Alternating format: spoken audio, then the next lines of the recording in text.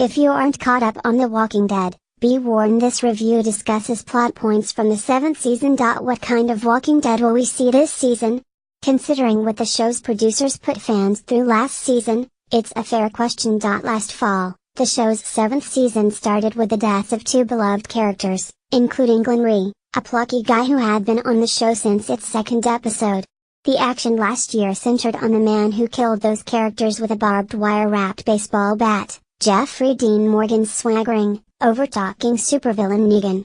It was a bit of a gamble, traumatizing a loyal audience while completely recalibrating one of the most popular shows on television. We spent long episodes last season getting to know new characters and communities who were trying to survive the zombie apocalypse while seething under the capricious, brutal rule of Negan's sprawling gang, the Saviors.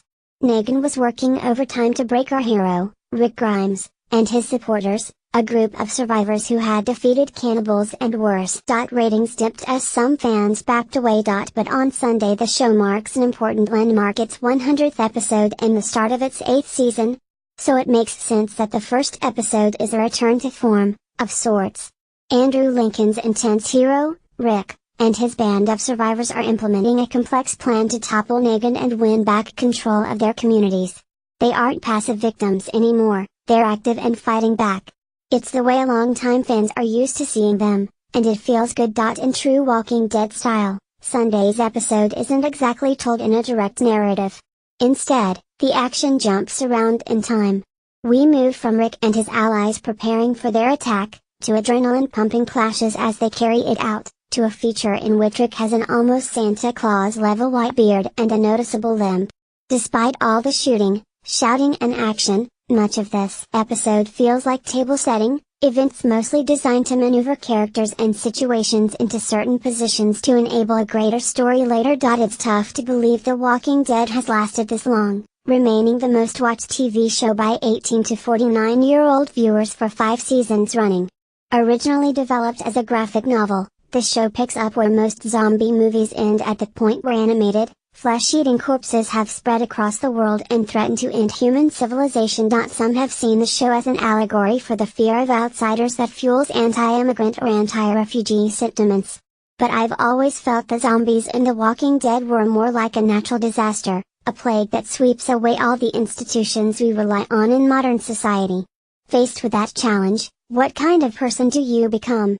Can you survive the brutality of this new world and keep your humanity intact? And are the zombies, or walkers, as they're called in the world of The Walking Dead, the biggest threat, or are other people? 7 years in, the show is still exploring those questions. Sunday's episode has Rick leading a group of not-so-thinly veiled avatars for a humane post-apocalyptic civilization as they try to outfox a character who often seems like the devil personified. But here's one thing I haven't understood in recent seasons: what's happened to Michonne, played by Denai Guerrera? She does very little in Sunday's episode, but at one point she was among the show's strongest female characters, adept at wielding a huge, Japanese sword and surviving in a world filled with flesh-eating zombies and even worse people. As she became more humanized and emotionally open, kindling a romance with our hero, Rick, and becoming something of a mentor to his son, Carl, she's been featured less and given less agency. Even as other female characters have grown more independent, especially abused wife-turned-warrior Carol, Michonne seems to have faded into the background, as if she couldn't be part of a loving, healthy relationship and still have her own independent story. By now, AMC has built The Walking Dead into a franchise, an after-show, a spin-off series, merchandising, but there's been some trouble behind the scenes. Producers filed a lawsuit against AMC alleging they had been shortchanged on profits, and stuntman John Bernaker, whose name is flashed in tribute at the end of Sunday's episode, died this summer after he fell during production. It's tough to know, based on the one episode provided to critics, whether The Walking Dead will regain its old mojo in this new season. But at a time when the real world seems scarier than ever, it helps to see a group of people, once demoralized and fractured, band together to actually accomplish something. After 7 years, 100 episodes and countless character deaths, that may just have to be enough.